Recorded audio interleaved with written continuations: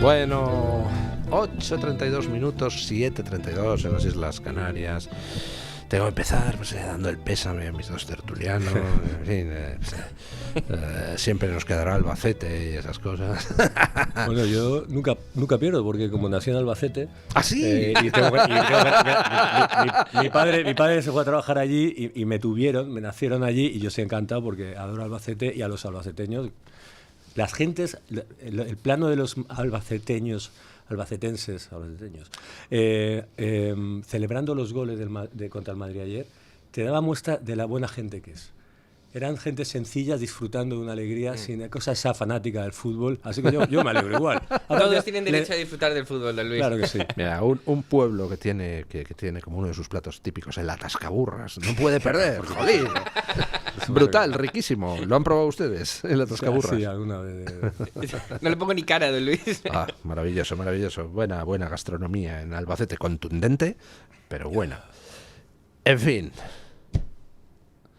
Las encuestas para el amigo Donald Trump pues no pueden ser mejores en Estados Unidos. Aprobación mayoritaria en Estados Unidos.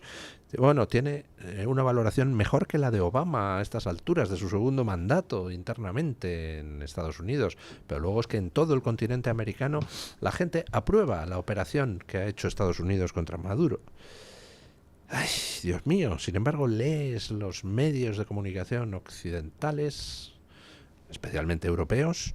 Bueno, ves cualquier cadena de televisión, salvo el Toro TV y un poquito más en España, y parece que Trump fuera un psicópata que fuera con AK-47 por las calles de Nueva York disparando a ancianitos.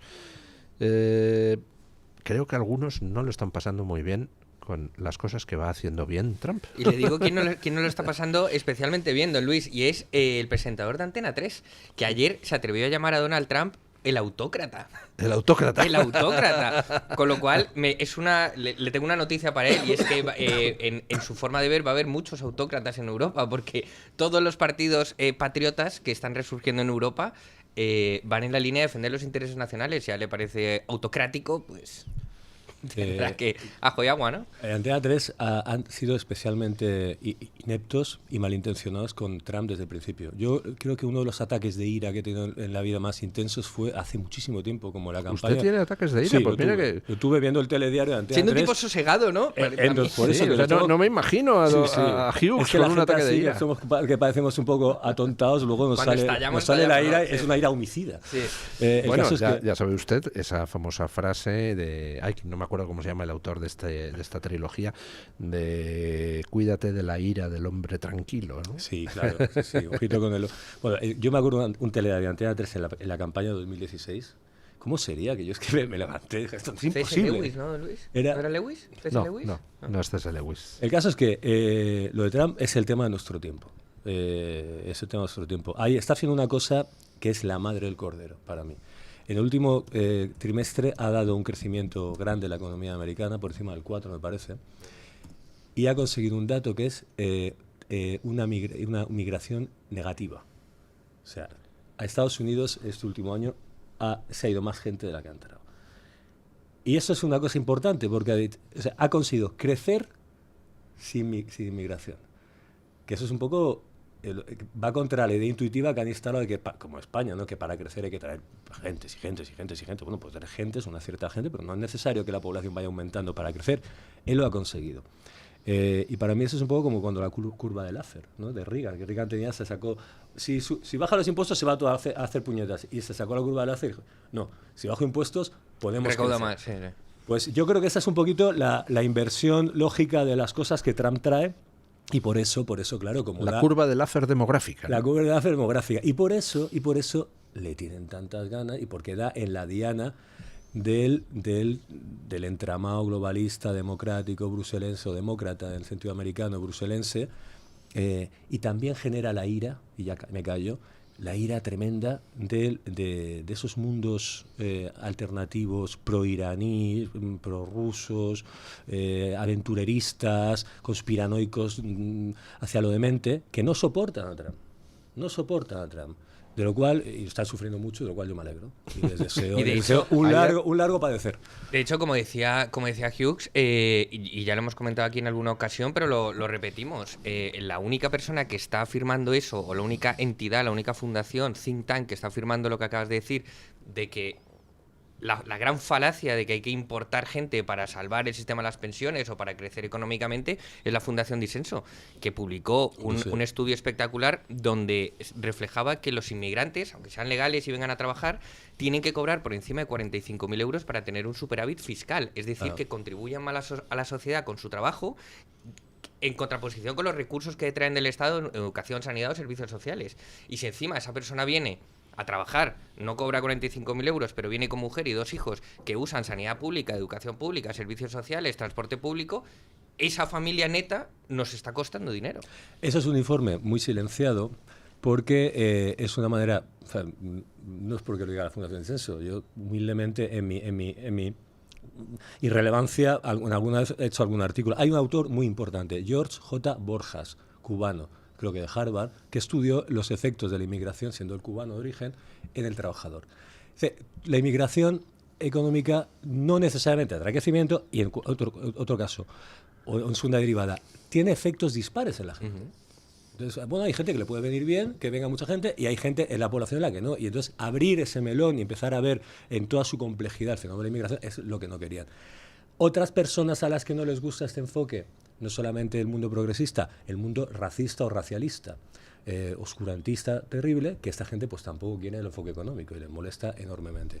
Entonces, también este es el enfoque para mí óptimo para mirar las cosas, porque nos permite ver además no solamente los efectos generales, sino a qué gente le va bien y a qué gente le va. Sobre todo porque ese tipo de inmigración que, por ejemplo, traemos en España, que es no cualificada, que es mano de obra pura y dura, eso sí tiene un efecto extensible a todo el territorio nacional y a todas las capas sociales o económicas, que es que su importación produce o presiona a la baja los salarios, porque siempre están dispuestos a aceptar un salario inferior de lo que lo aceptaría un español, porque en su país de origen para él ya es una maravilla lo que cobra aquí. Con lo cual, si imagínese que el sueldo de los camareros son 1.500 euros, él lo va a hacer por 900, porque son 900 euros más de lo que cobraba en Bolivia. Claro. O lo que cobraba en Marruecos, o lo que cobraba en cualquier país que no esté tan desarrollado como España. Con lo cual, siempre esos procesos migratorios masivos presionan a la baja los salarios. Y eso nos afecta a todos. Presionan a la baja los salarios, presionan a la baja la calidad de los servicios públicos, porque claro, si metes 3 millones de inmigrantes y no aumentas el presupuesto sanitario y educativo y la oferta de vivienda en la misma cuantía, lógicamente, pues sube el precio de la vivienda porque hay más demanda para una misma oferta y baja la calidad de la atención sanitaria, es de cajón. Y es más, aceptan viviendas en peores condiciones, porque si se puede meter 40 en un piso, porque ponen literas, dicen yo he venido a trabajar, a hacer dinero y a llevármelo, es capaz de... Yo alquilo una cama en un piso, entonces el casero dice, espérate un momento, si es que el negocio, ¿para qué se lo voy a alquilar a una familia española si puedo trocear este piso en 50 habitaciones, poner camarotes o barracones y meto aquí a 40 marroquíes? Bueno, por lo cual todo eso produce efectos negativos. Ayer no solo teníamos la noticia de que por primera vez en 2025, por primera vez en 50 años, han salido más inmigrantes de Estados Unidos de los que han entrado, sino que además conocíamos ayer la lista de 75 países para los cuales Estados Unidos acaba de poner ayer una pausa en la concesión de visados. 75 países, entre los cuales está, por ejemplo, un aliado fiel de Estados Unidos como es Marruecos. Ni aliado fiel ni leches. A ver, los marroquíes resulta que vienen a Estados Unidos, ¿se llevan en ayudas sociales más de lo que aportan en impuestos? Fuera visas, no entra un marroquí más. Bueno, es que es el derecho que tiene un país a discriminar, y es la palabra técnica, es una palabra tabú, discriminar quién viene y dónde viene y cómo viene. Entonces, la inmigración tiene efectos en los servicios públicos, en la hacienda pública, tiene efectos en el mercado de la vivienda. Y en España es una situación dramática. Tiene efectos, sigamos repasando, en seguridad. Tiene efectos en el censo. Y si quieres también a largo plazo tiene efectos en eso, como el término ese árabe de la sabirilla, la cohesión nacional, que puede tener también una... Es una cosa muy compleja, y aquí se ha tratado primero de no tocar el tema. Y como mucho estaba la explicación simplista de un liberalismo un poco del liberalismo madrileñista, que es decir, no, para crecer necesitamos inmigración, que es el mismo argumento de Sánchez. ¿Cómo se van a molestar con Sánchez si Sánchez es la aplicación práctica del ideario que estaba atrás mismamente las regularizaciones de Aznar, ¿no? Entonces, bueno, pues y Trump, claro, cada medida de Trump... Hay otro dato por ahí, hace poco, perdón, las restricciones a la inmigración en Estados Unidos ya están teniendo algunos efectos en el mercado de alquiler, mercado de la vivienda. Pues eso es otra cosa que también... Bueno, los pisos en Miami se han desplomado con un 37% o algo así. Magnífico. Sí. Entonces, también nos decían, hombre, que esto era una especie de bulo oscurantista, raro, rancio, el hablar de la... No, es que hay estudios, por ejemplo, sobre varios países, sobre cómo las oleadas de inmigración han impactado en el precio de la vivienda. Es que es una realidad, aparte es que es de cajón. Y fíjense lo poco sectario que soy, don Luis, que usted sabe perfectamente que yo soy nacido en la Nueva Granada, malamente llamada Colombia, y creo que Colombia está en uno de esos países donde ya han cesado el visado, pero es que la inmigración tiene que hacerse en orden, controlada, en función de las necesidades generales o del interés nacional, en función de los requisitos de mercado, las cosas que el país quiera explotar, y todo eso hay que hacerlo, no se puede hacer desordenado por más que sean colombianos, incluso de donde sean. Un país tiene derecho a controlar su inmigración, a decidir quién viene y a decidir para qué viene, ojo. Sí. Decir para qué viene. Así es. Bueno, pues no sé, yo me gustaría tener aquí en Europa dirigentes que hagan eso mismo. Oiga, vamos a ver, los españoles trabajan duro para pagar impuestos. Por tanto, ¿tiene sentido traer gente que consuma más ayudas sociales de lo que aporta? Pues no, porque le estás quitando a la gente los impuestos, a los españoles los impuestos que pagan, a los españoles y a los inmigrantes legales, que también se ven afectados por lo mismo. Y que han hecho la cola y que dicen, ¿por qué entra otra gente que no ha cumplido los mismos requisitos que yo? Exactamente. Entonces, bueno, pues oiga, yo quiero alguien que nos gobierne como Trump gobierna en Estados Unidos. De hecho, si me parece mal lo de Groenlandia, es porque se me queda corto. ¿Por qué solo se quiere quedar con Groenlandia, Trump? Por favor, que se anexione toda la Unión Europea y nos libre de Ursula von der Leyen de una vez. Le van a poner de vuelta y media ahí perejil en los internetes, pero... ya me han puesto, pero vamos, entra por un oído. Hay una cosa que también los antitrumpianos que nos rodean, porque lo de Trump está... Yo tengo algún amigo incluso que se está haciendo antitrumpiano después de años, y yo sufro, pero es que Trump genera unos efectos tremendos. Hay que ser fuerte, mantenerse, porque el asedio, la información que tenemos, hay que mantenerse fuerte y a veces en soledad. Lo que está haciendo Trump es reforzar la soberanía, el concepto de soberanía. Y es verdad que, por ejemplo, el hecho de que se quedara con Groenlandia va en contra de la soberanía danesa. Bueno, vale, sí, pero nosotros no vemos las cosas así. Trump lo tenemos que analizar con ojos americanos. ¿Qué ha votado el americano? ¿Cuáles son los intereses norteamericanos? Pero viéndolo desde España, vemos que Trump supone el refuerzo de la soberanía nacional en algo, por ejemplo, como la cuestión demográfica. Pues es interesante. Y por eso hay que mirarlo con ojos, yo creo, y aprender y ver lo que está haciendo. Está siendo pionero, bueno, está cambiando el mundo, es la realidad. Ay, Dios mío, o sea que usted también defendía a Trump desde 2015, como yo. 2015. Por supuesto. 2015. Y 2015. puedo contar un diálogo, contar un artículo, el motivo por el que empecé a... Yo no tenía pues Trump me lo conocía como todo el mundo por las cosas de los realities y la mujer esta tan alta de rubia que tenía. Pero me acuerdo que había un columnista, me tocó una suplencia de Antonio Burgos un verano en agosto, y entonces yo me tocaba escribir. Y yo había leído un artículo de un columnista a veces, no diré el nombre, que le ponía fatal a Trump y lo comparaba con Pablo Iglesias. Y yo, en mi ignorancia, ¿no?, en mi ingenuidad, como un bebé, un niño que pregunté, ¿pero cómo puede ser que este y este que son distintos sean lo mismo? Empecé a tirar del hilo. Popular incluso lo llegó a comparar con Podemos, ¿no? No, totalmente, siempre. Sí, hombre, y alguna diputada del Partido Popular diciendo que Trump y Sánchez son lo mismo. Y el leitmotiv de la prensa centro-derechista, de la prensa del marco del PP, es que Sánchez igual a Trump. De ahí no lo sacas, ¿no? Sí, y ahora tienen un problema. ¿Ustedes jugaban de pequeños a aquello de te hago preguntas y no puedes decir ni blanco, ni negro, ni sí, ni no? No. ¿Recuerdan ustedes aquello, no? En Albacete no, creo que no. En Albacete no jugaban. Estaba con el tragaburras ese y no daba tiempo. Atascaburras. No. Bueno, pues es un juego muy simple. Se trata simplemente, yo le hago a usted preguntas y no puede usar ni sí, ni no, ni blanco, ni negro. Me parece mucha limitación, pero bueno. Entonces yo le Es pregunto... usted un autócrata, don Luis. ¿Usted firma como Hughes? Y entonces, pues usted no puede decir sí. Tiene que decir... bueno, pues Afirmativo. ahora... Afirmativo. Bueno, pues ahora... les pasa a los medios de comunicación de la derecha progre que claro, tienen que contar que se ha echado a un asesino de Venezuela y no pueden reconocer que lo ha echado Trump, con lo cual y resulta que la operación ordenada por pues ha tenido éxito. Estamos en el terreno de lo impersonal. Ha sido derrocado Saddam Hussein, ha habido un cambio de gobierno en Venezuela y como mucho se elogia a Marco Rubio.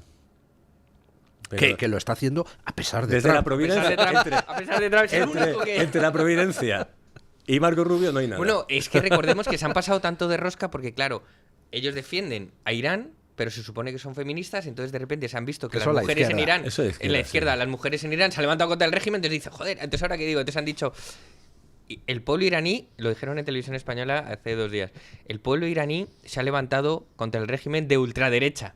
No me jodas. Bueno, Esto es una broma. Tremendo. Si cuentan así la actualidad, imagínense cómo contarán la historia. Eso es lo que contaba, me lo vi en un vídeo el otro día del actor el de Lost in Translation, ¿cómo se llama? Que está picado de viruela, el del Día de la Marmota. Ay, sí.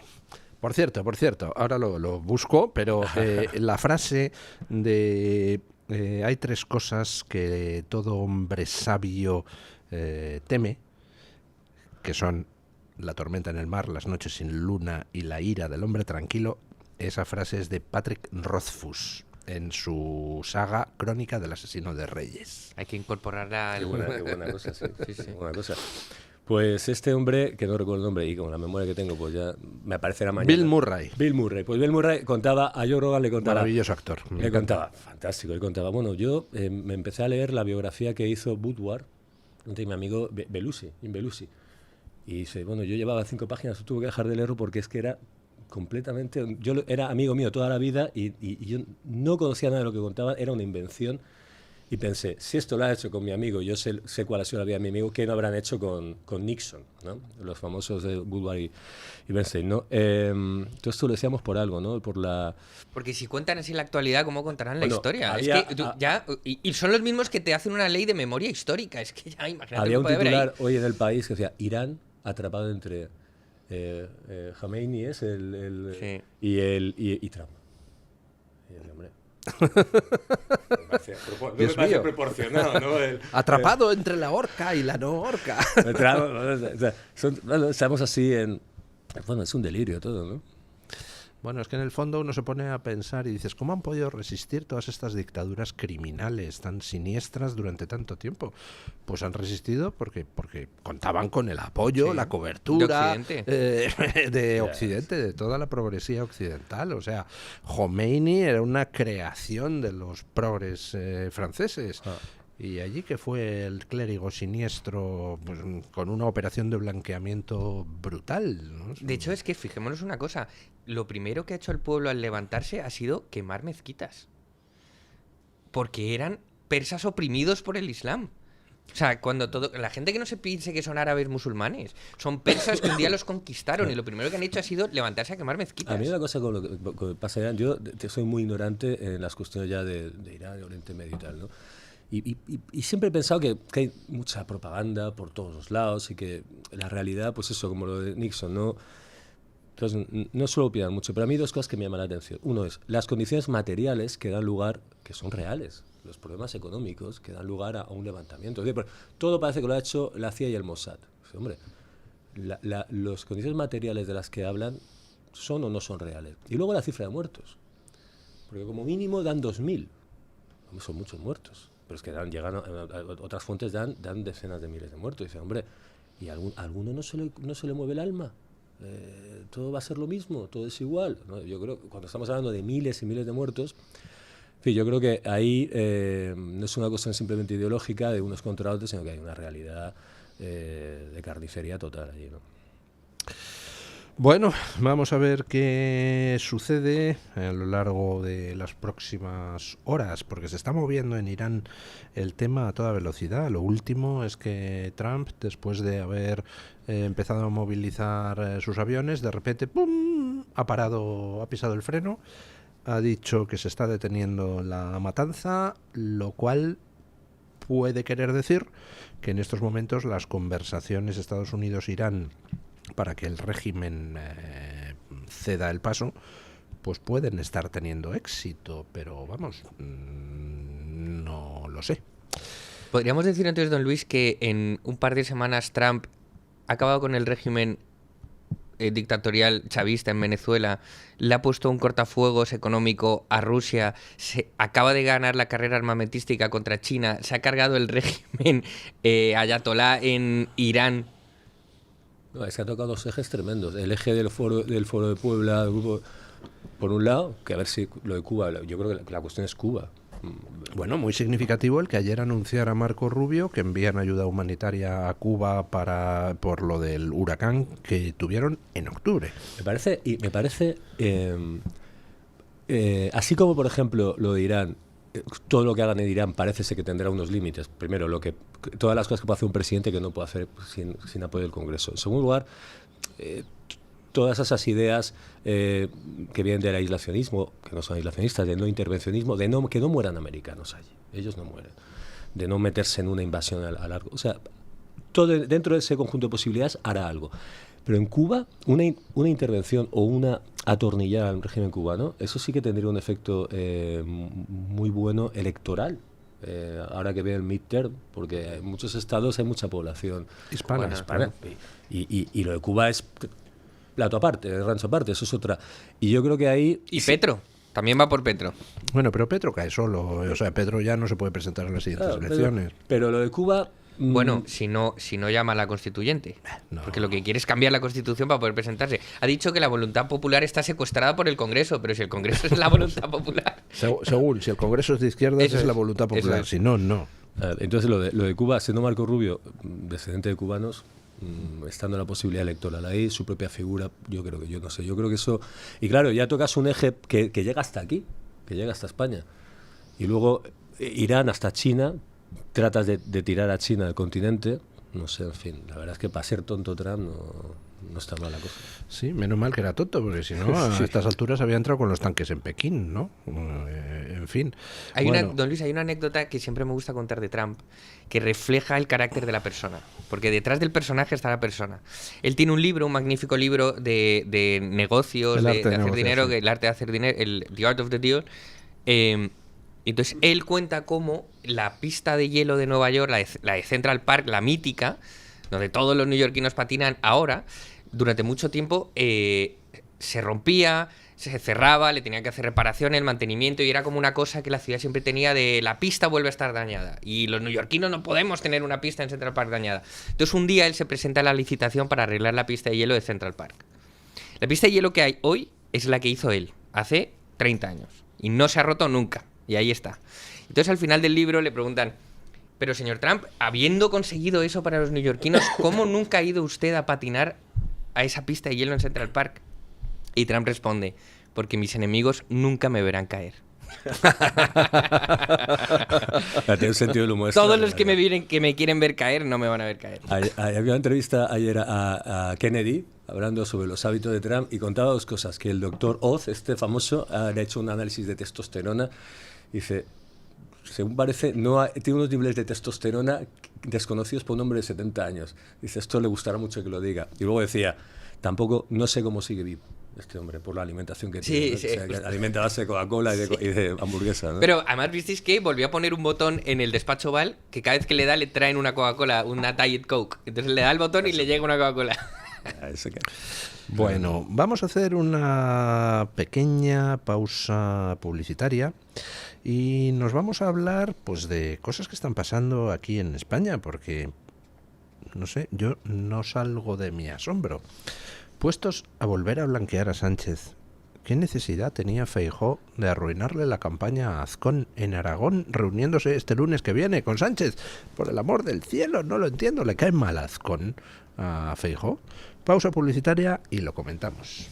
Tu voz, tu liderazgo. Estábamos hablando fuera del micrófono, hemos descubierto el concepto de metabucle. ¿Se imaginan ustedes, hablando de Bill Murray, pues se imaginan ustedes despertarte todos los días viendo la película El Día de la Marmota? Siempre el mismo día viendo eso. Bueno, se incorpora a nuestra mesa de tertulia don Víctor Garzón. Nada que ver con los hermanos Garzón, protagonistas de la famosa paradoja. Que el gran economista, nada que ver con el tema de la economía. No sé si por suerte o por desgracia, porque la vida les va bien en general. O sea que... Bueno, no sé. En fin, bueno, con don Víctor pues le hemos traído porque es un experto en tema de políticas verdes y su efecto en los distintos países y sectores sociales, pero bueno, también hay que hablar de más cosas. Por ejemplo, hoy vamos a hablar de la reunión que tienen este lunes que viene Feijóo y Sánchez. Resulta que Ursula von der Leyen toca el pito. A ver, que España tiene que enviar tropas a Ucrania como parte de la fuerza de paz cuando haya un acuerdo de alto el fuego, patatín patatán, como van a enviar Francia, Reino Unido, tú también, Sánchez. Entonces Sánchez dice, venga, vale, pero me tiene que apoyar Feijóo porque con mis socios no lo voy a hacer. Y entonces va y cita Sánchez. Vamos, le dice a Feijóo que apoye y Feijóo dice que bueno, pero que se reúnen en Moncloa el próximo lunes. Dices, pero ¿qué necesidad hay de esto? No lo entiendo. O sea, vamos a ver. Si tienes que aprobar lo que te ha dicho Úrsula, pues estupendo. Que lo lleve al Parlamento, votas a favor y ya está. ¿Qué necesidad hay de blanquear otra vez a Sánchez? ¿Qué es? ¿Tiene alguna especie de pulsión? ¿Es adicto a Pedro Sánchez, Feijóo o algo por el estilo? ¿O es que disfruta humillando a sus propios votantes? ¿O es que odia a Azcón para hacerle esto en mitad de la campaña electoral? No, yo la verdad que de las decisiones que usted comentaba de lo del Día de la Marmota, el PP vive en un Día de la Marmota constante respecto a su propia indefinición constante en ese sentido con el propio Pedro Sánchez, pero vamos, en general con el Partido Socialista. Entonces, vamos, a mí por lo menos no me sorprende que en toda la línea de la política europea se alineen. Lo que pasa es que es muy difícil explicarlo, claro, lo de ir el lunes otra vez, pues ayer sacaron el rollo este de la institucionalidad, de que si no respeta uno las instituciones no respeta a España y demás, pero no sé quién se lo cree, no sé si a estas alturas alguien se cree eso. Es el gran argumento del PP y no olvidemos que después de la amnistía lo primero que hizo fue darle tranquilidad, o sea, volver a hacer como si nada y volvamos al juego de las instituciones, o sea, que las instituciones se traguen ese tipo de cosas, o sea, realmente eso sí es un bucle y aparte el gran atributo que tiene el PP, realmente, la institucionalidad. Entonces, pero también es verdad que le hace la puñeta a los varones, ¿no? Hasta parece que demasiado. Bueno, yo creo que, por ejemplo, Juanma Moreno siempre va muy en esa línea. Quiero decir, yo creo que luego la campaña... vamos, que yo no descartaría que con María Jesús Montero tenga un tono más o menos complaciente, sabiendo que también mucho del votante que ha adquirido el Partido Popular allí en Andalucía es ex votante socialista. Claro, es que yo creo que el PP ha seguido el PP, que lucha por mantener el poder tipo Ayuso, y luego el PP que quiere heredar a los socialistas. Y el PP que quiere heredar a los socialistas tipo Moreno, pues la rampa esa de la institucionalidad, moderación. Es un poco yo, ¿no? Yo por eso, Luis, en la pausa publicitaria le comentaba que hoy traía 3 excelentes noticias a esta tertulia de lujo. Pero bueno, ya tenemos hasta buenas noticias. Tenemos en este buenas programa. noticias. La primera es esta. Feijóo se reúne con Sánchez para negociar una serie de cuestiones. Me parece una excelente noticia. La primera porque se pone de manifiesto una vez más de forma didáctica la estafa que supone el Partido Popular. Que recordemos que Feijóo dijo, yo no voy a ir a un acto en Casa Real porque va Sánchez y no quiero coincidir con el mafioso, pero sin embargo, unas semanas después va a Moncloa a pactar con él y a negociar cosas. Entonces, que todo el mundo, hoy hay muchos peperos, muchos electores del Partido Popular, votantes que se han despertado diciendo, me han vuelto a estafar, no los voy a volver a votar, así que creo que es una excelente noticia. Y es una excelente noticia también porque es un nuevo clavo en el ataúd del bipartidismo, donde la gente ve que estos son los mismos pero cambiados de color. Entonces, creo que es un día menos, se adelanta el momento de la salvación nacional. Me parece estupendo que se reúnan, que todo el mundo vea la estafa que suponen y que todo el mundo se dé cuenta que nos están robando. Parece fantástico. En segundo lugar, la otra noticia que les traía es que Vox en Europa está defendiendo los intereses nacionales. ¿Cómo? De dos maneras. La primera, con una moción de censura contra Ursula von der Leyen. Ahora hablaremos Que del el Partido Mercosur, Popular, de Úrsula. que el Partido Popular va a tener que votar y el Partido Socialista van a tener que votar en sede parlamentaria esa moción de censura y que se retrate. El Partido Socialista sabemos lo que va a votar. El Partido Popular no estoy seguro de lo que va a terminar votando. Veremos, pero probablemente voten lo mismo como el 98% de las cosas que pactan en Europa. Y la segunda es que Vox ha llevado ante el Tribunal de Justicia de la Unión Europea el acuerdo de Mercosur, porque vulnera y ataca frontalmente los tratados de la Unión Europea y los intereses nacionales y la soberanía de las naciones. Y por tanto, con esta cuestión que eleva al TJUE, al Tribunal de Justicia de la Unión Europea, se paraliza la aplicación de Mercosur en tanto en cuanto el TJUE no se pronuncie. Con lo cual retrasamos un poco la destrucción del campo y esperemos que Vox gane ese recurso. Vamos con Mercosur. ¿Por qué es destructivo para el campo español, para la agricultura, la ganadería española? Que por cierto, el PP tendrá que votar también esta cuestión que se plantea ante el... Pues vamos, para que nuestros oyentes también lo sepan, que al final se está hablando mucho de agricultura en Mercosur, porque al final el sector primario es el que ha levantado la voz, como en muchos de estos acuerdos, porque son los perdedores. Vamos, el campo lleva siendo perdedor en todo lo que tiene que ver con la Unión Europea muchos años, que es verdad que tienen la PAC y ciertas ayudas, pero vamos, simplemente es la manera de acallarlo, tenerlo tranquilo, mientras la destrucción va constante. Y Mercosur es pues una piedra más, un clavo más en el ataúd del campo, pues en la línea de que viene se supone totalmente la competencia, o sea, establecer la competencia desleal con los productos que vienen del Cono Sur, de todos, vamos, de los 4 países que aceptan este acuerdo: Brasil, Argentina, Uruguay y Paraguay. Y quiero decir que es importante que la gente sepa que no solo va del campo el acuerdo, o sea, el acuerdo es muy amplio, tiene que ver también con, o sea, que quiere decir que hay ganadores en este acuerdo. Hay mucho, y decir también que eso ejemplifica mucho silencio. Es decir, ¿por qué el Partido Popular, por ejemplo, no está diciendo nada respecto a Mercosur, o por qué lo quiere dejar caer como un éxito, pero no un éxito? Mañueco el otro día se quejaba de Mercosur, pero me imagino que Feijóo no lo verá mal. Porque al final también las grandes industrias alemanas, por ejemplo, van a colocar sus coches que...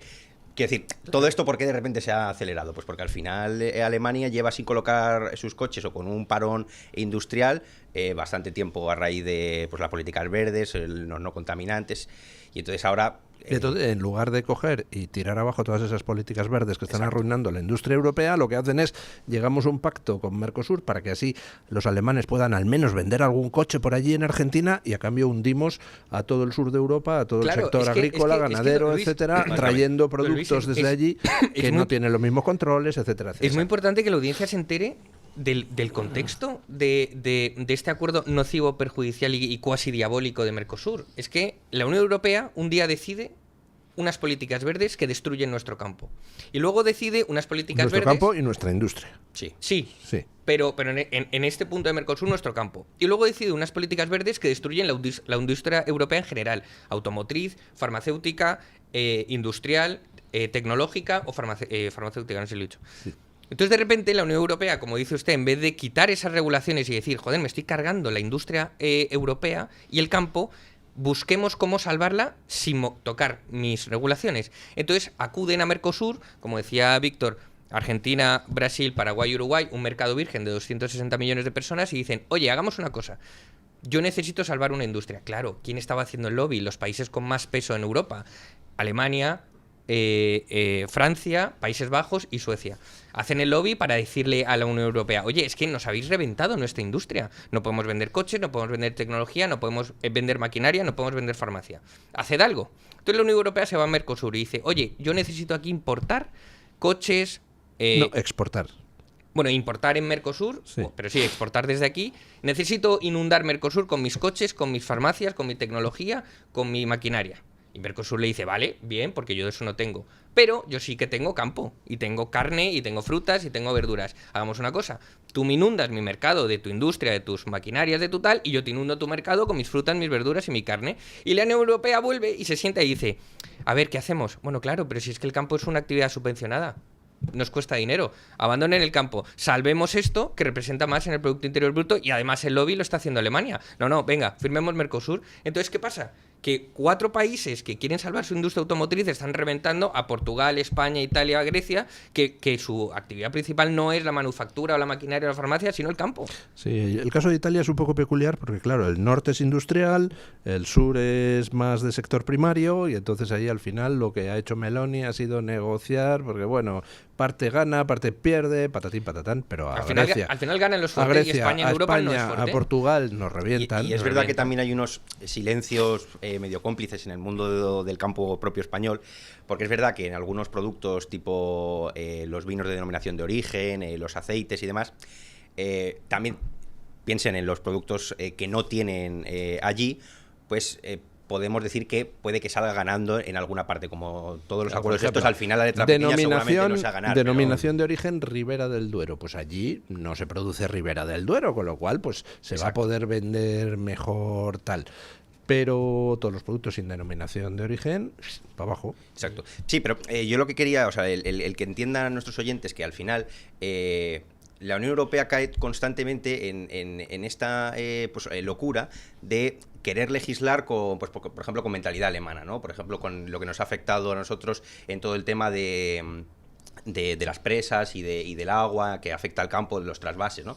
Ellos al final, claro, tú vas andando por Alemania o por Francia o por cualquier país de Centro Europa con esos ríos tan amplios, con caudalosos a cualquier época del año. Claro, ¿tú cómo desde allí vas a legislar pensando en Murcia o en Almería o en la zona del Levante español? Es imposible. O sea, porque tú tienes la mentalidad de que el río va lleno siempre. Entonces, claro, pues ¿cómo vas a ponerle puertas al río? Pues no tiene ningún sentido. Entonces, esto es caer en lo mismo, es volver otra vez a ver con mentalidad alemana, con mentalidad del norte de Europa, cuáles son sus problemas, y está claro que la agricultura allí, teniendo importancia, sobre todo, por ejemplo, en Francia, y por eso Francia al final ha acabado votando en contra, porque además también por cómo tienen la distribución de la propiedad, los agricultores franceses siguen teniendo bastante más poder que aquí. Francia ha votado en contra porque se le han levantado los agricultores en masa, si no, también habría votado a favor. Sí, vamos, Macron iba a votar que sí, lo que pasa que han estado toda la Navidad los franceses dando guerra como a esta Moraleja, elección. el que no llora no mama. Moraleja, don Luis, la Unión Europea es una entelequia, es una unión de países con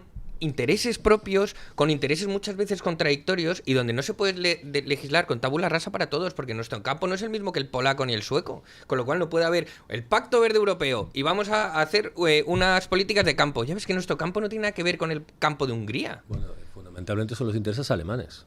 Claro, fundamentalmente hoy rige lo que manda Alemania. Y Francia.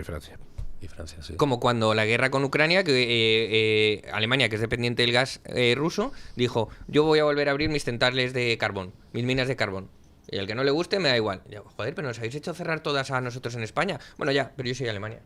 No, pues no.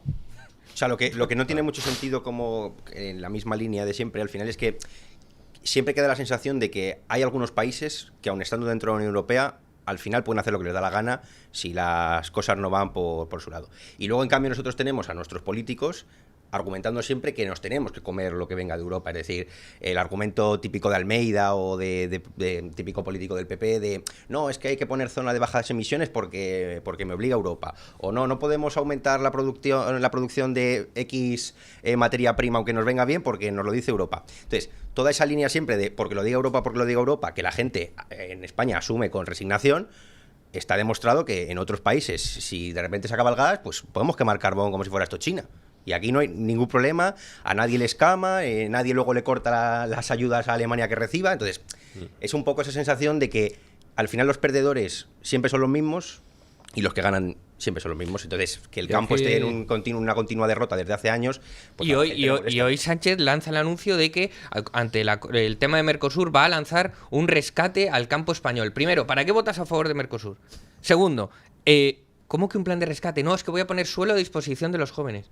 Que España no es un tema de suelo, que es un tema de competencia, que si las mandarinas valencianas valen 3 euros y las argentinas valen 90 céntimos, la gente, porque encima nos habéis empobrecido, van a comprar las de 90 céntimos. Entonces saldrán los liberalongos y dirán, bueno, ya, pero es que eso es el mercado, que no sé qué, ya, pero es que yo lo que quiero es que la mandarina valenciana valga 90 céntimos. Y lo valdría si no hubiera regulaciones laborales, regulaciones medioambientales, regulaciones de certificados, de impacto de género, de todas las cosas que se han inventado para encarecer nuestros productos. Exactamente. Y sobre todo que si asumes que esas legislaciones o regulaciones son necesarias por la Pachamama, cualquier argumento de estos que la gente de a pie no acaba de entender, ahora vas a decir que la naranja o la mandarina de Argentina no necesita esas regulaciones, que allí se puede explotar a los trabajadores y demás. Desde dentro de Mercosur han intentado colar ahí pues algunos argumentos de estos de pensar en un bien común falso, porque es irreal, de intentar obligar a los países de Mercosur a adoptar medidas de renovables, que se revisen allí las legislaciones laborales, pero claro, esto es lo de siempre. Son apuntar ahí en un papel. En Paraguay las van a revisar. No, igual que los acuerdos que se han firmado con Marruecos, es decir, no, que el agua que utilizan para regar en Marruecos sea igual de limpia que la española. Bueno, pero ¿y va a ir allí un funcionario de la Unión Europea a medir el agua, va a revisarlo, van a cerrar contratos? Es lo de siempre, es imponer... Eso es injerencia internacional de la Unión Europea, ¿no? En la soberanía de las naciones. Va a mandar un Apache allí para llevarse. Una pregunta. ¿Por qué en España el campo no consigue levantarse a la francesa? Pues ¿Está silenciado si lo hace? ¿La estructura de la propiedad? ¿Cómo? O sea, yo creo que como la mayoría de cosas en el régimen actual, está todo muy bien medido y muy bien comprado, pues igual que esa misma pregunta la podríamos hacer que tal y como está la situación laboral, porque la gente no se levanta, ¿no? Entonces, o sea, sin yo despreciar o desmerecer el trabajo durante todos estos años de las grandes asociaciones agrarias, es verdad que están bastante conchavadas con el poder, igual que muchos sindicatos grandes están a la línea de lo que diga el poder. Entonces, más allá del asociacionismo, y también yo creo que influye el envejecimiento del campo, que es un poco la línea con, luego si lo queréis comentar también, del tema de lo de las placas solares. Al final el agricultor, que tendrá de media pues unos 50 y pico años, está pensando más en que, uno, que su hijo no se meta a eso, porque está él sufriendo las consecuencias Para no meterse a eso le tiene que pagar la universidad, con lo cual no puede rechazar las ayudas que le dan. Exacto. Entonces es una sensación primero y también luego de propiedad. Es decir, España es verdad que no tiene también porque se lo han ido cargando, pero no tiene como una distribución de propiedad como puede tener la francesa en el campo, en el que el francés tiene una propiedad media y sí que es verdad que siente pues que tiene un poco más de poder que aquí, que es o grande o muy pequeño. Entonces, porque quiero decir, las grandes producciones o grandes terratenientes que les puede afectar el tema de Mercosur, saben que por un lado o por otro van a sobrevivir. Y el pequeño cada vez es más pequeño y cada vez hay menos. Entonces, pues al final es muy complicado movilizar a todo ese pequeño agricultor, que lo que te digo, en general está pensando en a ver qué tengo de jubilación y que mi hijo desaparezca. Como dato, en el sector agrario desaparecen 7 autónomos cada día. Claro, es capacidad de aguante. Los franceses, porque son más ricos que nosotros, a lo mejor pueden estar un mes levantados para presionar al gobierno, pero es que los nuestros viven al día. Y si yo hoy no cultivo, mañana no cobro. Claro, que no puede estar con el tractor. No pueden estar con el tractor un mes parados. ¿Por qué? Porque nos han empobrecido. No, y que cuando pero no hace falta... A tu pregunta, porque son menos libres. Son menos libres que los Pero no hace falta estar con el tractor un mes parado. O sea, digo yo que se pueden turnar para, oye, vamos hoy 1000 al ministerio y mañana otros 1000 o 500 o 100. Sí, lo que no... Sí, pero el campo muchas veces está todo encadenado en una economía de escala, ¿no? Donde tú produces lo que yo necesito y luego te lo compro a ti, entonces tú no puedes pararte, pero entonces yo a quién se lo compro. Pero cuando se han hecho movilizaciones masivas que se han hecho de tractoradas por Madrid y demás, hubo varias convocatorias importantes, al final es lo de siempre, quien convoca es también quien luego negocia. Entonces hay siempre la sensación de lo que decía antes, de que mucha asociación grande pues luego tiende a pactar con el gobierno un silencio por migajas, y normalmente esas pulsiones que tiene la gente, incluso que vamos, yo he estado en varias de las manifestaciones allí in situ con la policía delante, y a la gente le sale rabia y está enfadada. Si es que eso no, o sea, no hay que pensar como que la gente vive esto con pasotismo, pero claro. Sí, pero que tienen muy difícil movilizarse. Aparte de que es eso, de mantenerlo y de que el eco mediático se mantenga en esa misma línea, y que sobre todo al final viven de vender a grandes superficies, porque ya los mercados también están desapareciendo. Entonces, no sé, si las grandes superficies también te presionan, pues es lo que hay. Hablando del eco mediático, ¿cómo han conseguido doblarle la mano a Macron los agricultores franceses? Pues con eco mediático. ¿Cómo han conseguido el eco mediático? pues a base de hacer cosas que tienen repercusión. Por ejemplo, llevar una cosa de estas con la que se abona el campo y llenar de mierda la fachada de los ministerios, ¿no? Es decir, al final, pues es triste, pero o hacen protestas sonadas o... Claro, pero nada, también en parte, por ejemplo, una cosa de cómo funcionaría aquí en España eso, rápidamente. Tú llenas de estiércol el Ministerio de Agricultura y al día siguiente el agricultor que ha llevado su camión está empapelado, pero a otro nivel. Es decir, probablemente Hacienda, la Policía Municipal de Madrid, o sea, todas las instituciones... Peor aún, el delegado Sí. de equidad de género que va a Cualquier cosa, inspeccionarle sí, sí. a ver si tiene una cuota de gallinas. Entonces, ya te digo yo que a ese se suficiente. le quita las ganas de volver a hacerlo y los de al lado dicen, yo no voy a caer en el mismo error, y sobre todo no hay un trasfondo de un asociacionismo o de un fondo común que vaya a proteger, en este caso, pues al que ha cometido pues un acto de vandalismo, podríamos decir. Y lo mismo pasa también a nivel pues, laboral, quiero decir, si es que al final es todo el rato lo mismo. El poder tiene las maneras de silenciarte o de apaciguarte con diversos métodos. Vamos, también puede ser mediático. También vimos que en paz descanse el pobre agricultor que estuvo la valentía de salir a hablar. Sí, le machacaron, sí. Y lo machacaron. Pues, es que al final es muy duro. Y lo que decía también Julián, al final el campo vive al día. Yo he hablado con agricultores que incluso para darles un premio por la labor que hicieron durante los fuegos de este verano. Dice, no me des el premio que me hundes, ¿no? No, al revés, era, no me des el premio, que mañana tengo que labrar. Entonces, quiero decir que hasta O sea, ese punto no llega. puedo ir a que me lo des porque mañana curro. Porque si no mañana nadie labra el campo por mí. Entonces es esa constante lucha de intentar tener voz en un mundo que es bastante complejo.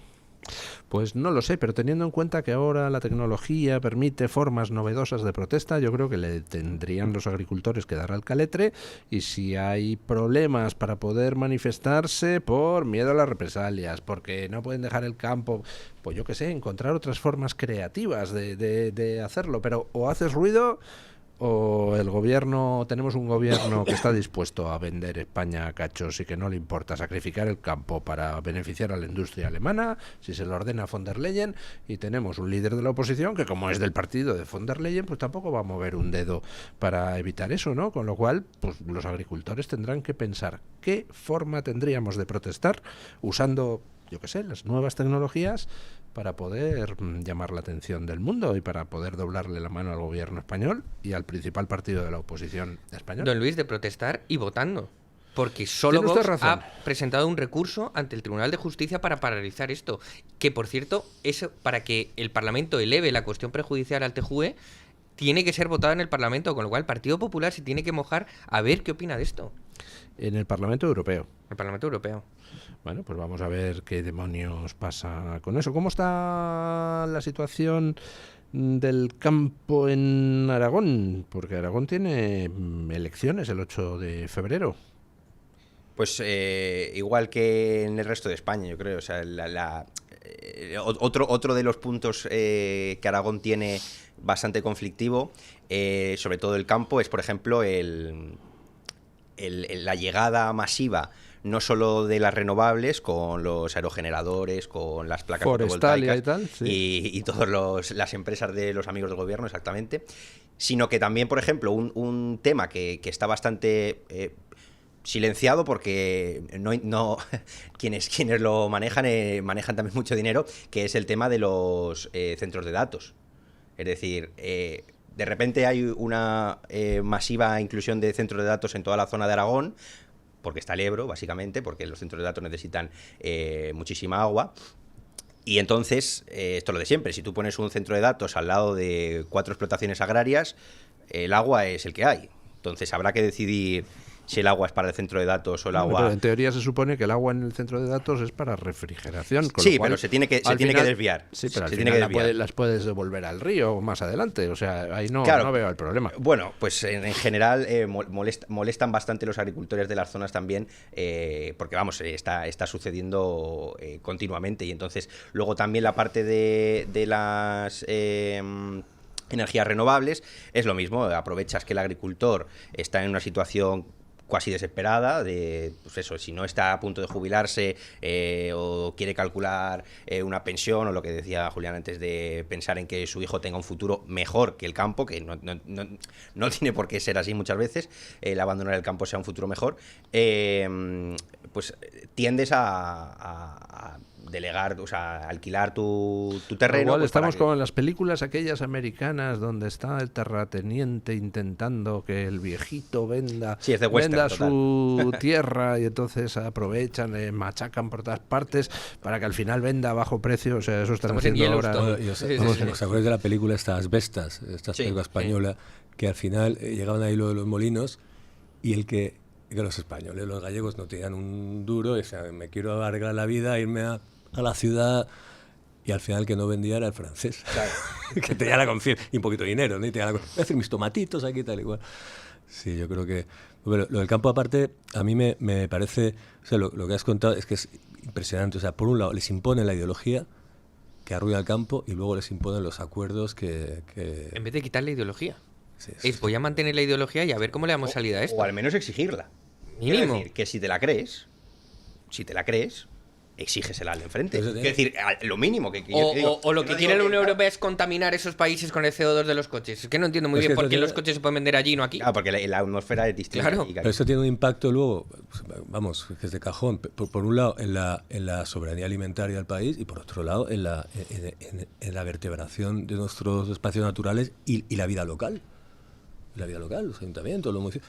Entonces, esta cuestión es que no se habla nada en España. Es un tema que yo creo que hay que incidir por ahí, la verdad. Tenemos que... porque... Bueno, qué panorama, qué panorama. ¿Les extraña a ustedes que la ministra de Asuntos Exteriores europea, Kaja Kallas, haya dicho anteayer en una reunión con los líderes parlamentarios del Parlamento Europeo que este es un buen momento para empezar a beber? Dice nuestra ministra de Asuntos Exteriores. No me extraña, están deprimidos los progres con Donald Trump. En fin, no se dé usted a la bebida, doña Calla. Dimita mejor, lárguese a su casa y así vive tranquilo. Yo creo que ya bebía, ¿eh? Caja Kallas. Pues, no me extrañaría, yo que sé. En Bueno, fin. una copita de vez en cuando tampoco. Hombre, yo creo que está acreditado ya que... ¿Sabéis sí que no me extraña, don Luis? ¿El qué? Resulta que el Tribunal Constitucional ha castigado al Partido Popular en Madrid por la mayoría absolutista, que no absoluta, de la que ejerce en la Asamblea de Madrid. Lo he contado aquí muchas veces, pero el Partido Popular a puerta cerrada veta la acción de control de los grupos parlamentarios al gobierno. Entonces, cuando registras iniciativas, el Partido Popular, ¿cómo puede ser? Bueno, porque llevan 50 años con estas mañas. Entonces, cuando los grupos de oposición presentan iniciativas, los criterios que deberían ser formales de la mesa de la Asamblea para que una iniciativa se pueda llevar a cabo o no, es decir, cumple los artículos, cumple el formato, cumple tal, le resulta que la mesa la han politizado y ahora decide en función con criterios políticos si esa iniciativa se tramita o no. Y entonces, a puerta cerrada, en la reunión de la mesa, descalifican las iniciativas de los grupos y eso no se puede preguntar, eso no se puede registrar, eso usted no tiene derecho a tal.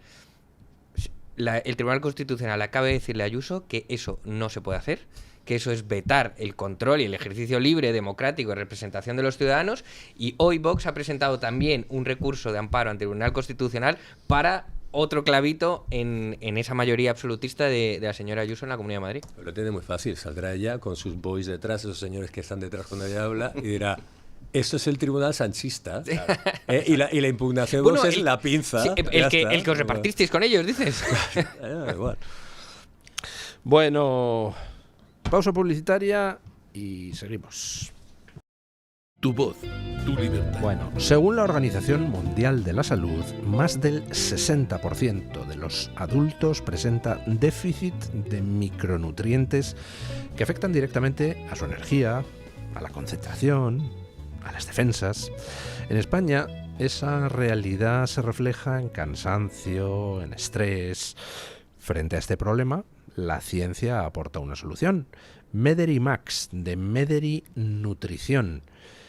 Un complemento alimenticio avanzado con más de 25 vitaminas y minerales esenciales. Su fórmula incluye bisglicinato de magnesio, fundamental para el rendimiento muscular y nervioso, vitamina D3, 3, que es clave para la inmunidad y la salud ósea, además de coenzima Q10, colina, inositol y L-leucina, que son ingredientes esenciales para mantener la salud. Con aportes de vitaminas como la B1, B2, B12 y la vitamina E, Medrimax, además, no solo sostiene tu energía, sino que apoya la claridad mental que exige un ritmo de vida acelerado. 3 cápsulas al día, una fórmula completa, una decisión inteligente. Mederimax, energía, mente y salud en equilibrio. Puede encontrarlo en mederinutrición.com. De hecho, se lo vamos a recomendar a Kaja Kallas, la ministra de Asuntos Exteriores de la Unión Europea. Hombre, tómese un Mederimax en vez de darse a la bebida, señora. En fin, bueno, ustedes por $100.000 venderían su parte de Groenlandia, sí, ¿no? Y por $1 millón la venderían, les pone Trump sobre la mesa $1 milloncito y dicen ustedes, pues me incorporo a Estados Unidos. $1 millón me vendo yo y a mi parentela. Luis, yo, aunque fuera gratis, prefiero estar hoy en día hoy día y siempre, bajo el paraguas de Estados Unidos que bajo el paraguas de la Unión Europea. O sea, que aunque fuera gratis. Yo, en fin, hubo un tiempo en que pensaba que Europa pues era una cosa que estaba muy bien, esperanzadora y esas cosas. Y ahora la verdad es que se ha convertido en una cosa opresiva, pedorra, donde cada día te despiertas y dices, a ver, ¿de qué nueva manera me van a empobrecer o qué nueva libertad me van a quitar estos tíos que se creen con derecho a regularnos hasta el color de los calzoncillos, ¿no? Con lo cual, sí, efectivamente, yo también prefiero que invada Trump ya de una vez Bruselas, lleve prisioneros a Guantánamo a todos los burócratas de la Unión Europea y se haga con el control de la política aquí, ¿no? En fin, me van a poner a parir, pero me da igual, o sea, Trump, por favor, invádenos ya de una vez. Eso lo dijo este hombre, Fran Rivera, en un vídeo muy gracioso, que dijo, joder, mi cumpleaños, yo quiero dar las gracias a Trump por el regalo que me ha hecho, pero señor Trump, mire para acá, mire para acá, mire para acá. También, vamos, lo pusieron. Bueno, se refería a ver si detenía también a Pedro Sánchez. Hombre, ¿no? Claro. O sea, no, yo quiero que nos invada, nos incorpore. Con boots on the ground. Yo ¿no? me voy a explicar porque alguno me ha dicho, pero bueno, usted no es partidario de que los hispanos... Yo soy partidario de la restauración del Imperio Español. Creo que el futuro va en esa dirección. Creo que hubo fuerzas geopolíticas que aprovecharon a traidores asquerosos en España y en las provincias españolas del otro lado del Atlántico, de ultramar, para reventar lo que era pues posiblemente uno de los imperios más benévolos, más humanos de toda la historia de la humanidad. Entonces, pues yo creo en la restauración del Imperio Hispánico y por eso me gusta Trump y me parece muy bien su doctrina de América para los estadounidenses, porque si todo el continente americano se hace al final estadounidense, ¿qué va a pasar? Pues que en la vida lo que manda es la demografía, con lo cual Estados Unidos acabará siendo hispano, así que restaurará el imperio. Desde dentro. Sí, señor, restaurará el Imperio Español con capital en Washington, pero Imperio Español, porque al final terminarán todos hablando español. Y yo quiero que España se incorpore como 51º estado a ese embrión del futuro Imperio Español renacido. Don Luis, un detalle. España, para combatir a la leyenda negra, hoy le vamos a dar a todo el mundo. España extrajo de América 180 toneladas de oro en los 3 siglos que duró su presencia en América. A Maduro le encontraron 113 toneladas de oro en Suiza. Maduro tenía la misma cantidad de oro que lo que el Imperio Español extrajo de América en 300 años. Eso lo tiene la cajita del tocador la señora de Maduro, vamos. Bueno, pero hablábamos de Groenlandia. ¿Ustedes venderían Groenlandia entonces por $1 millón a cada uno? Si fuéramos groenlandeses. Sí, claro. Yo vendería Groenlandia siendo español, porque como no es mía... Menos con mi dinero, con el que quiera. No, pero si fuera... Yo entiendo que los daneses, que también piensan, bueno, como dijo Trump, que parece que dice tontería, dice, pero bueno, que llegaran 2 barcos allí, no sé qué, en su momento, no quiere decir que eso sea de Dinamarca. Igual que dijo, bueno, que esté la OTAN ahí y tal igual, no es lo mismo que tengamos la propiedad. Las cosas no se cuidan igual, ¿no? Yo entiendo que los daneses hagan lo posible por mantenerlo y entiendo que Macron, en su delirio, pues mande las tropas allí. Yo creo que en este caso, como en general... O Feijóo y Sánchez igual pactan el envío de tropas no a Ucrania, sino a Groenlandia. Yo estoy deseando que los hijos del régimen vayan ahí a a luchar. A Y entonces- interponerse entre los groenlandeses y un oso. y nos dirán a las personas razonables, sensatas e informadas que hemos escrito sobre Trump, nos dirán, ¿ves que están matando españoles y pingüinos europeos? Pero hay alguna razón de mucho peso que tiene Estados Unidos y que yo creo que al final se va a acabar imponiendo. Y es que ahí están merodeando los rusos y los chinos. A mí hay una cosa que me causa una ternura infinita, que son aquellos que todavía, inasequibles al desaliento, intentan mantener vivo el espíritu europeísta y dicen, pero bueno, ¿cómo os puede parecer bien lo que hace Trump con Groenlandia? Y si mañana quisiera hacerlo con Canarias, y si mañana quisiera hacerlo con Melilla... Y digo, pero chicos, que hemos tenido un ataque a nuestra soberanía de 3 pares de narices en 2017, Cataluña. ¿Qué dedo movió Europa para ayudarnos? 0 peloteros. Y el golpista ha estado viajando por toda Europa libremente durante años y nadie nos lo ha mandado de vuelta a España. ¿Qué dedo han movido por mí los daneses cuando he tenido un problema en Cataluña? ¿Ninguno? Pues yo voy a mover ¿Qué el dedo ha mismo movido el dedo. Mercosur para defender el campo español? ¿Ninguno?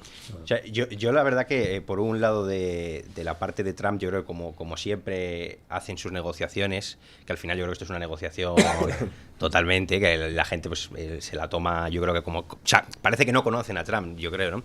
Entonces, siempre negocia máximos, ahora mismo parece que va a invadir la isla. Yo en realidad creo que pues, al final es lo que decía Paco, al final el punto del Ártico es un punto clave, geoestratégico, pero también de tema de petróleo, de... Tierras raras. Claro, o sea, es un punto que tiene todo el mundo ahora mismo en mente, y entonces, claro, si no pones el ojo tú, pues lo pondrá el de al lado.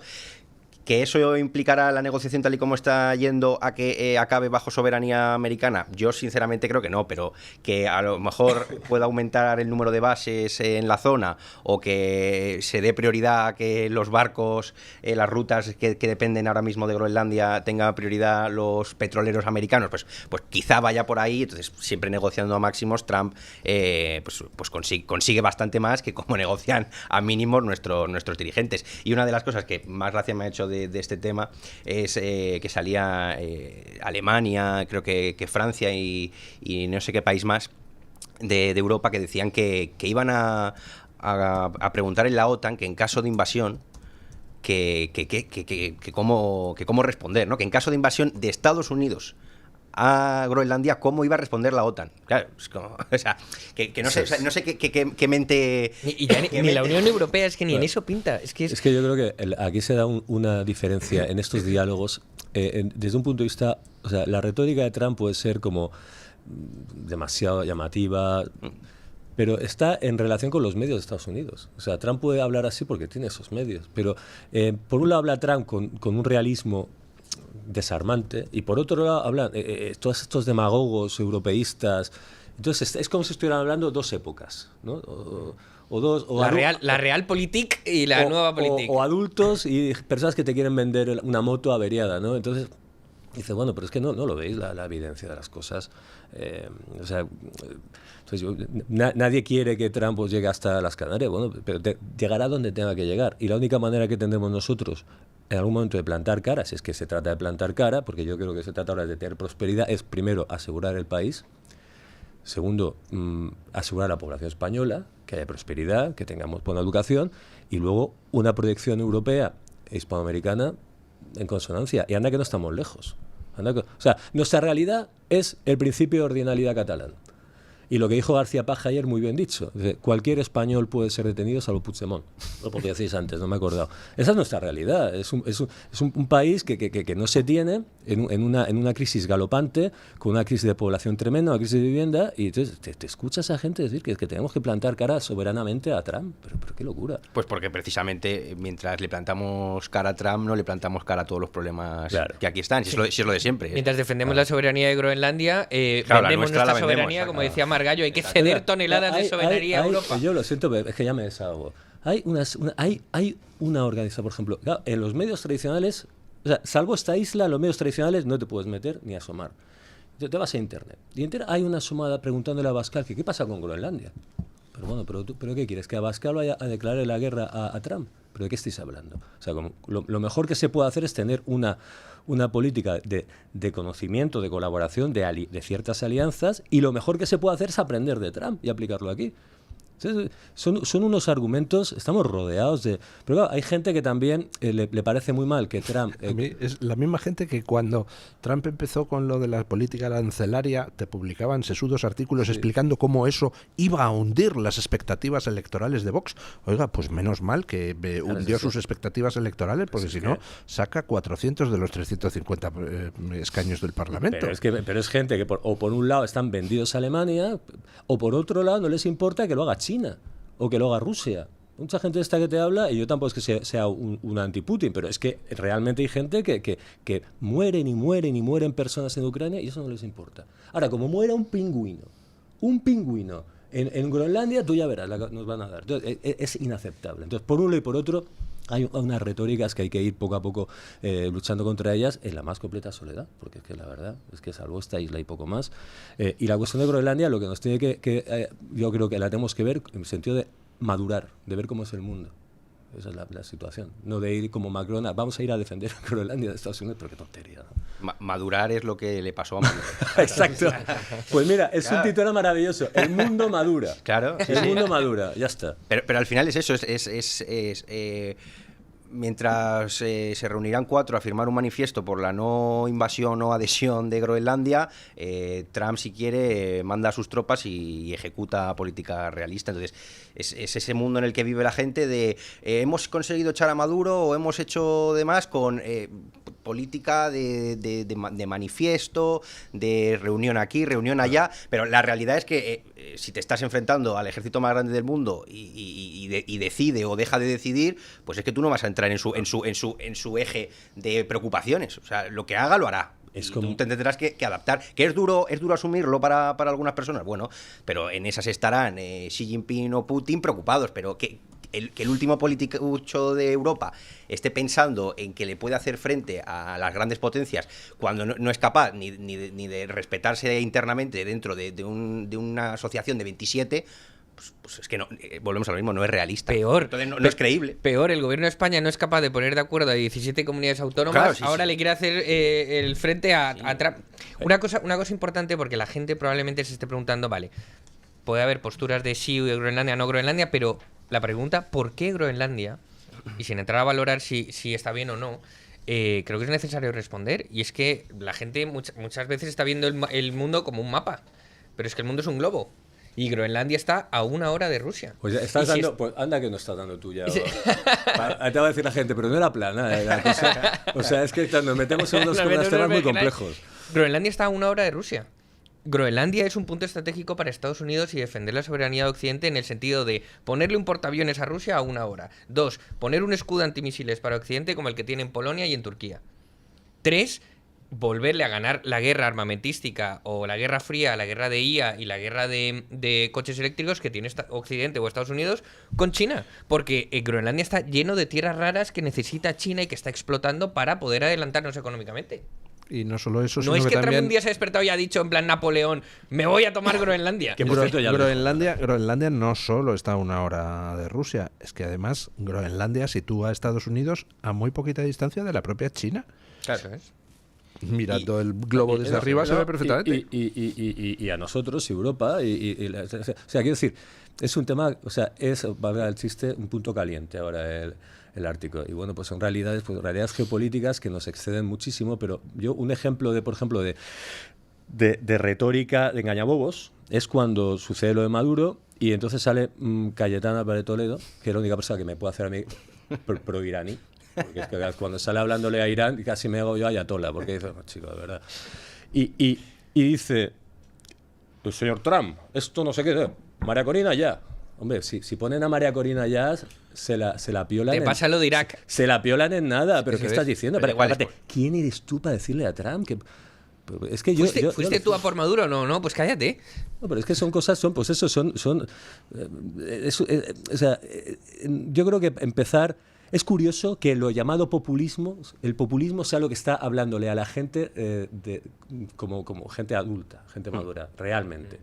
y que los contrapopulistas, los antipopulistas, como la señora Cayetana, que es muy conocida por eso y siempre ha defendido esa posición, le hablen a los ciudadanos como si fueran niños, tontitos, ¿no? Bueno, porque teníamos a la casta política europea instalada en un elitismo que da grima. O sea, es un punto de estar por encima del bien y del mal, que claro, lo del populismo siempre es el desprecio elitista a cómo habla el pueblo, ¿no? Entonces, al final es simple, ¿tú estás dispuesto a hacer algo? Que el otro día también salía Aitor Esteban diciendo que había que enviar soldados españoles a morir a Ucrania, ¿no? Y dices, ¿pero tú estás dispuesto a mandar a tu hijo? ¿O estás dispuesto a ir tú a Ucrania? No, mandaría a Aitor Esteban, sí. Claro. ¿Eso incluye vascos o Claro, solo castellano manchego? No, decía españoles. Españoles. Sí. Claro, entiendo que Gudari es de Bilbao, no, pero la cuestión es... siempre hablar desde un tono de desprecio o de alejamiento total, que es el punto donde están exactamente alejados de la realidad que vive en el día a día la población corriente y normal.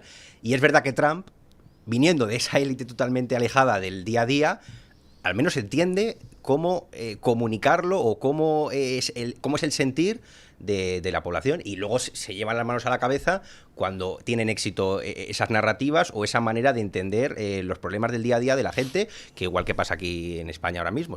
¿Recuerdan ustedes aquel dantesco episodio de un pobre señor que estaba descargando un camión muy al principio de aparecer Vox, y entonces le entrevistó no sé qué periodista progre? ¿A quién va a votar usted? ¿A quién va a votar? Y entonces Ismael se y llama. entonces se dedicaron El Pladur, Ismael. el Pladur, y se dedicaron a ridiculizarle al pobre hombre y tal. Bueno, pues esa soberbia que la comparte la izquierda y una parte de la derecha, la de que tiene el meñiquito extendido, pues esa soberbia es la que les está llevando a la destrucción, porque no se dan cuenta de que la gente normal lo que tiene es problemas reales, no inventados. Y quiere soluciones reales, no quiere mandangas. Y entonces a la gente real, al que descarga el Pladur, dice, es que Trump quiere quedarse con Groenlandia. Y dice, pues por mí como si se la folla a Groenlandia, me importa un soberano. Perdón. Don Luis, me regañó usted un día en directo por perdón, decir, joder, y acaba de... Mederi Max. Necesita vitaminas, don Luis. Necesito vitaminas. Mederi Max. Hoy no me lo había todavía tomado y por eso... Perdón. Bueno... A ver si invocamos a nuestros queridos miembros del equipo. En fin, yo por $1 millón no vendería mi parte de Groenlandia. Pero por 10 lo podría pensar. Además hace mucho frío, hace mucho frío. Con 10 millones te vienes a vivir aquí como un rey. A la Costa del Sol. Yo creo que Trump ha llegado a la reunión con los groenlandeses que le han dicho, pero usted, ¿por quién nos ha tomado? ¿Usted quién se cree que somos? Y dice, no, lo que son... Ya lo sé, pero vamos a discutir el precio, ¿no? En fin. Entra en el estudio doña Carmen Carbonell. ¿Qué tal está usted? Pues don Luis, muy bien. Hoy concretamente les preguntábamos, como ya estaba usted diciendo en la tertulia, por el caso de Groenlandia. Les recuerdo la pregunta que lanzábamos concretamente. ¿Qué le parece que Donald Trump quiera quedarse con Groenlandia? Yo decía que había 4 opciones. La primera bien, la segunda mal. La tercera, algo así como que no lo tengo claro. Y la cuarta, no me importa. Yo soy muy indulgente generalmente, don Luis, con esas personas que dicen que no lo tiene claro, y menos indulgente con las personas que dicen que no les importa. Pero en este caso... entiendo que es una cuestión que les pilla un poco lejos y hay más de uno que dice que no les importa. ¿Cuántos? Concretamente un 16% dice que no le importa, voy de menos a más. Un 19% dice que no lo sabe, hay un 28% que dice que le parece mal y hay un 37% que está con Donald Trump y le parece bien que quiera quedarse con Groenlandia. Si le parece, don Luis, voy rápidamente con esos comentarios. En Twitter, David Pérez dice que le parece mal, pero añade, algo hay que hacer para que la isla no acabe en manos de los malos, y lo pone entre comillas, y que tenga que acudir posteriormente Estados Unidos al rescate. El problema es que Dinamarca no hace nada, los recursos no se explotan y la isla no forma parte de la Unión Europea. Yo no sé si eso de que la isla forme parte de la Unión Europea es bueno o malo, David, así que ahí lo dejo, porque nunca se sabe. Nuestro querido amigo Félix Alonso Además, no Holguín... forma parte de la Unión Europea por voluntad propia. Los groenlandeses no quisieron. Sí, pero que yo no sé si eso es bueno o malo. Tal y como está la Unión Europea, pues igual es hasta bueno que no formen parte de la Unión Europea, ¿no? En fin, ahí lo dejo y esa es mi opinión personal. personal. Félix Alonso Holguín, que es un clásico de Twitter, dice: si Groenlandia no quiso integrarse en la Unión Europea, ¿qué nos puede importar su suerte? Allá ellos. Quizás sea mejor negocio estar con Estados Unidos que con la decadente Europa. Ya ven ustedes que Alonso Holguín es de mi cuerda, ¿eh? También piensa que lo de la decadencia de la Unión Europea no es bueno ni siquiera para Groenlandia. En las publicaciones de YouTube me encuentro con alguien que se hace de llamar Odoayo, que dice: Dinamarca y sus políticas verdes tienen condenada a la población de Groenlandia a la miseria. ¿Acaso ellos no tienen derecho a decidir lo que quieren para su futuro? Europa y las medidas medioambientales, de las que han hablado ustedes en esta tertulia, y dice que todas ellas están rodeadas de mucho dinero y también de corrupción, han arruinado a los europeos. Lo que pasa es que los que viven enchufados a los medios de desinformación masiva no se han enterado. Y habla en este sentido este oyente a través de las publicaciones de YouTube de toda esa propaganda medioambientalista que nos llega desde Europa y que a veces es bastante perniciosa para el sector primario. Coscolet también en esas publicaciones de YouTube dice: mi opinión no es importante porque acabará pasando lo que quiera Donald Trump. Si alguien piensa que Europa tiene voz o voto, lo siento por él. Además, en caso de ser movilizado, me rindo a la primera de cambio. El único objetivo de un español decente es recuperar Gibraltar y poner freno a Marruecos.